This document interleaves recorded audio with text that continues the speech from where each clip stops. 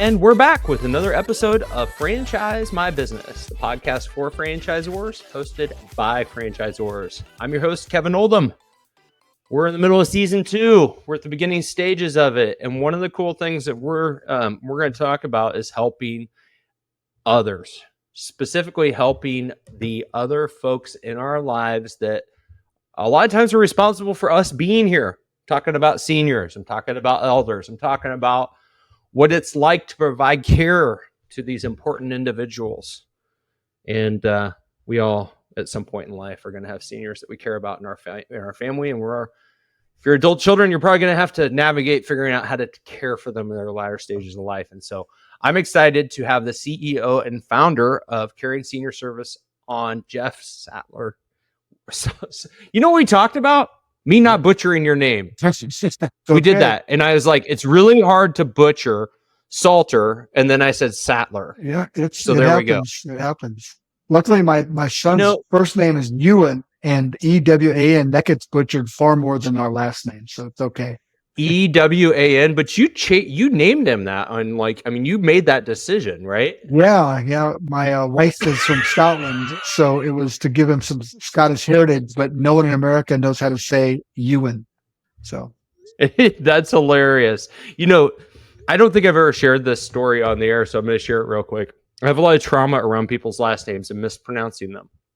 And the reason why is because I'm an internet ordained minister who's officiated two weddings for the same family. A friend of mine who has adult children that I have married off.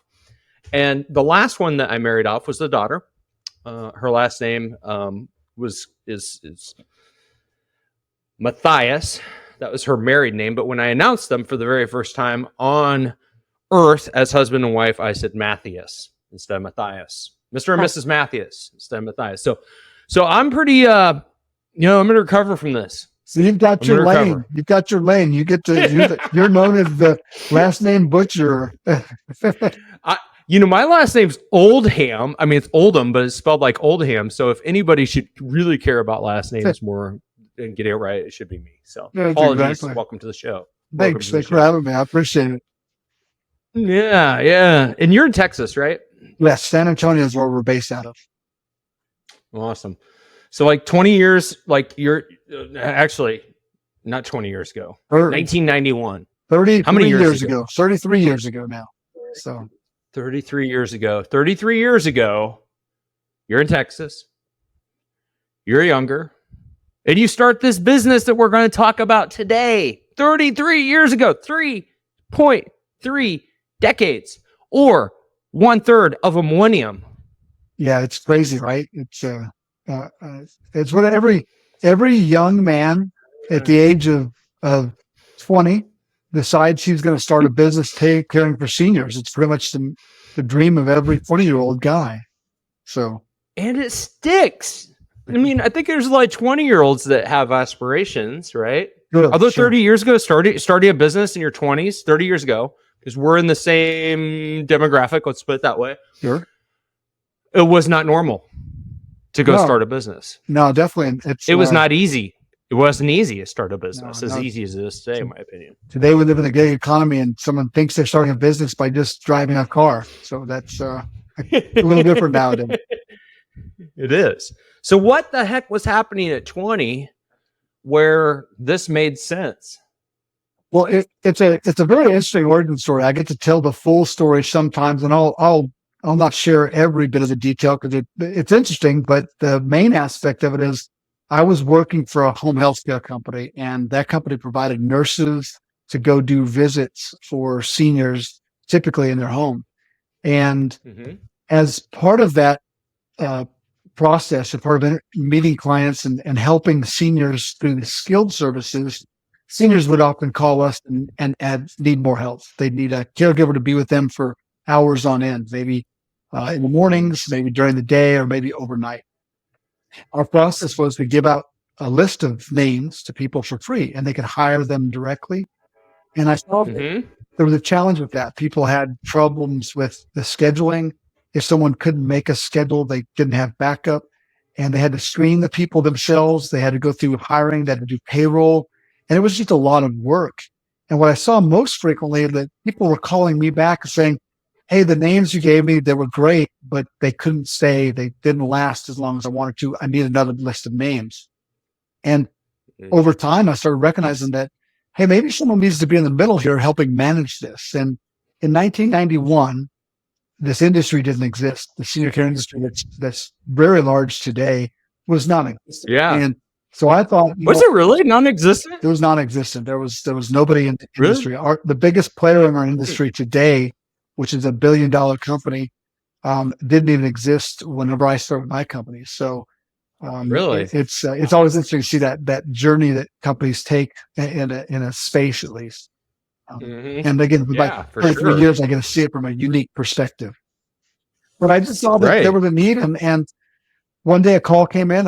Well, prior to that, I'd kind of joked. You can imagine a 20-year-old kid. My job at this company was the assistant secretary. So I was like the file guy. I would file papers. You were the assistant to the assistant to the assistant. Yeah, I got it. They finally let me start answering the phones. And so I'd talk to people that would call and ask for this list, and I'd give them a list of names. But I would tell the nurses, I said, you know what? I'm going to start my own company. I'm going to do this scheduling for people. And if I remember very distinctly, the nurses kind of all chuckled because this 20-year-old kid thought he was going to start a company, like, oh yeah, what do you know? And so one day a call came in, and a woman her mom was getting home from the hospital. She needed someone to be with her at night. And I said, the company you called, we don't provide that service. But I have my own company, and I can get a caregiver out there for you tonight. If you give me about 30 minutes, I'll let you know who that's going to be. And she said yes. And I was like, oh my gosh, I wasn't expecting a yes that easily. I got off the phone with her. I called the caregivers that I would have normally just given away for free. I said, look, I'm starting my own company. Would you like to work for me? And the third person I called said, yes, I'll be happy to take that job. And so I said, okay, great. Here's the information. I'll meet you at the house tonight at 7:00. Called the client back and said, we've got your caregiver. I'll be there 7:00. And from there, the company was born. So it's kind of an amazing way of doing it. Simplicity. Yeah. One customer, one case, whatever you just like, I see one opportunity. I make 3 phone calls. I get 1 yes. Meet me there. I mean, talk about a proof of concept, like getting your minimal viable product. We have all these names now for getting a business off the ground. I've mentored a lot of early stage startups, find product market fit and all this. You're like, no, man, I just like put myself in the middle and meet the dude there, make a couple phone calls, and here we are 30 something years later in business. Yeah. Guys, listeners, do not overcomplicate business. Sometimes it is so hard to get out of your own head. But here you got this 20-year-old kid who's like, you know what? You probably didn't know any better. You probably like, man, like we should monetize this. This is a valuable service. I'm going to solve a lot of problems. And it was a very simple and elegant solution. And that was the launching pad for your business. Customer number 1. That's really cool. Yeah. It's, I own that story, and I own the fact that I came to senior care from a perspective that few others claim to come from. Many of the founders of other companies in my space have an origin story that's much different. Theirs is related around caring for parents and having to solve a problem. I just saw the opportunity. I saw, hey, there's an opportunity here. And I did it. It wasn't strictly money. It wasn't money motivated. It was, I can solve these people's problems, and that's doing the right thing. And, but I quickly fell in love with what I do. And that's what's allowed me to stay doing it now for 33 years, because I like every aspect of what we do. Even the difficult, challenging times that we face, I still find that it's worthwhile because we're doing something really important, and it matters to people. Yeah. No, I mean, it does. I mean, I think about like senior care, when done correctly, has to be one of the most noble like vocations out there, because you go back to these sayings like respect your elders and all these things. And what they're really saying is it's not that respect them. It is respect the fact that without them, we wouldn't be here, and we will be them one day. Like everybody's heading in the same direction. Yeah. Right. And so I just think it's such a cool like industry that you're in. I do have some near and dear experiences, loss of a parent, but then through that process before losing, I'm trying to figure out what the options were. Right. Yeah. And I'm not going to lie, man, it was overwhelming. It was challenging. It was scary as an adult kid trying to navigate this stuff. Right.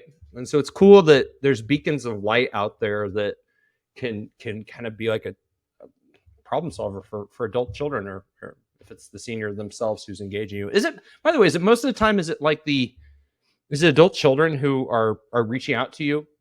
Is that the typical caretaker, or do you have like direct, seniors who are reaching out and saying, hey, we want your services for ourselves? Our statistics show that it's kind of half and half. 50% of our clients are directly the consumer, the person we're going to be caring for, or their spouse.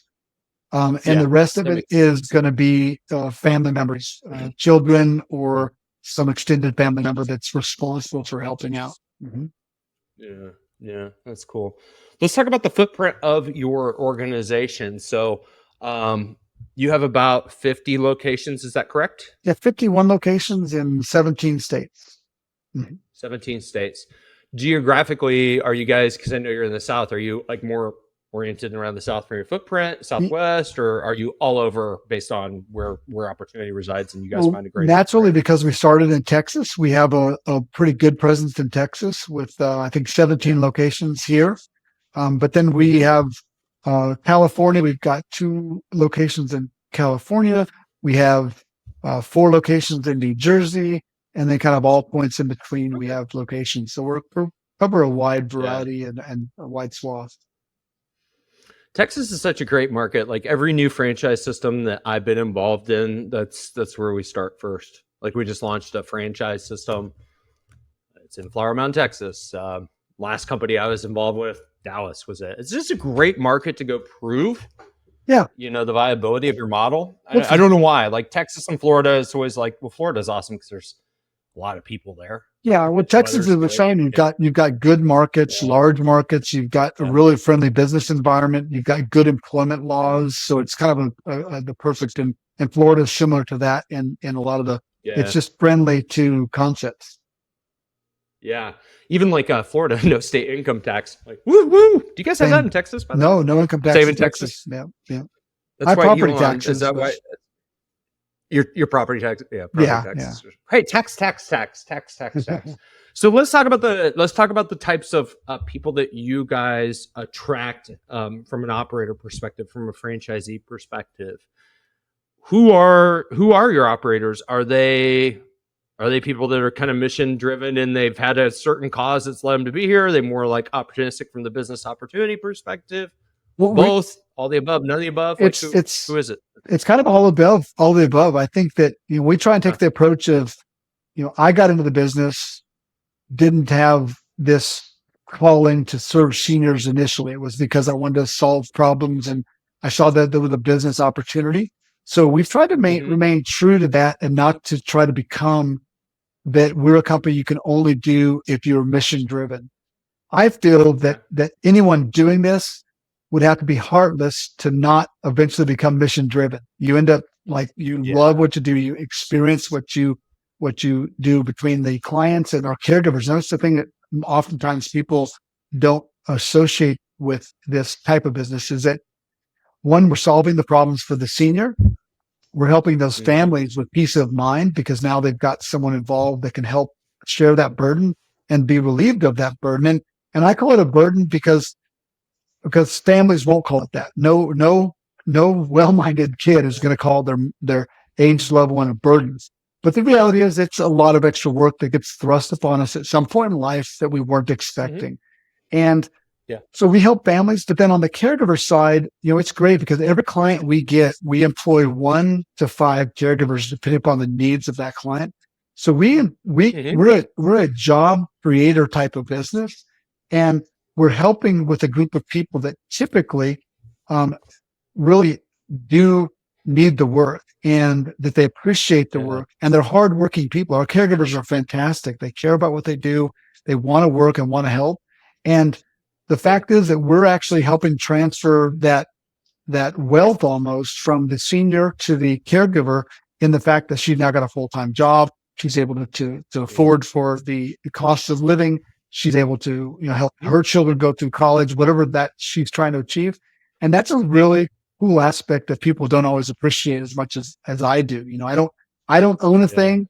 I don't have any possession, as someone 33 years without the hard work of a caregiver at the end of the line. She's doing the work to help the company succeed. And I very much appreciate the work that they do, and know that they're really who make us who we are.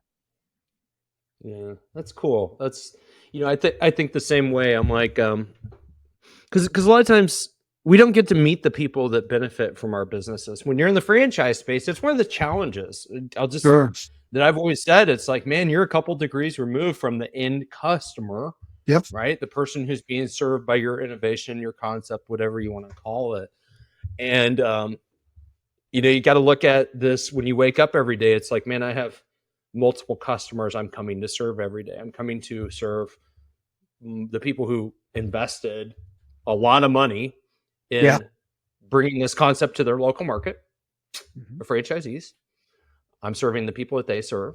I'm serving their employees. And many of these folks you don't get to know because you're just typically serving the franchisees, right? Yeah. And so that's really cool that you recognize that without them, it's like, man, the business doesn't really work. Yeah. And we're a little different in a number of ways. That's from a franchisor perspective.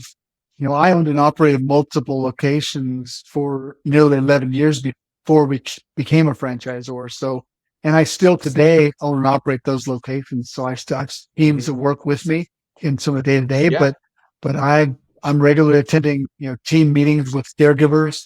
I try and get the opportunity to go out and do an intake with our senior clients still today when I can, when I'm visiting locations. So I try to keep my finger on the pulse and really stay involved to know what's going on. And as a franchisor, it also means that every decision I make as a franchisor is going to affect my business directly, because I don't do anything that I wouldn't expect my franchisees to do. So I'm lockstep with what the way that they're operating. We're operating our offices the same way. Yeah. Yeah. I always, we had a good question that we always asked ourselves as a management team at my last company, which was a family of franchise brands. We'd always ask ourselves, like, if we were looking at a new initiative or something, any change in the business, we would say, is this good for our existing franchisees? Yes or no?